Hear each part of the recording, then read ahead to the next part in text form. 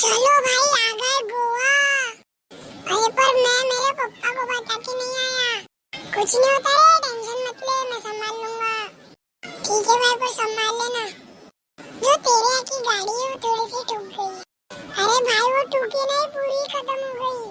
अब मेरे पापा मेरे को बहुत मारेंगे, मैंने क्यों ठोका। टेंशन मत ले रे, मैं तेरे पापा को संभाल लूंगा। ठीक है भाई, संभाल लेना। भाई कश्मीर भी आ गए। भाई अपने को घूमते घूमते 7 दिन हो गए, मेरे पापा मेरे को बहुत मारेंगे। चल घर वापस चल, टेंशन ना ले रे, मैं हूं ना। ठीक है भाई, मैं तेरे ऊपर भरोसा कर रहा हूँ। जैसे शिमला तो आ गए। हाँ भाई आ तो गए शिमला। चल भाई ले, तू इतना जिद कर रहा था तो ला लिया भाई। तूने घर तो ला लिया, पर मेरे को बहुत मारेंगे। अब एक तो गाड़ी भी टूट गई। टेंशन ना ले, मैं हूं ना, कितने बार बोलूं। भाई देख मेरे पापा आ गए। रुक जा बेटा, आज तेरी खैर निकाह गया तो 7 दिन। सॉरी पापा, इसने ही बोला था। नहीं अंकल, ये झूठ बोल रहा है, यही है।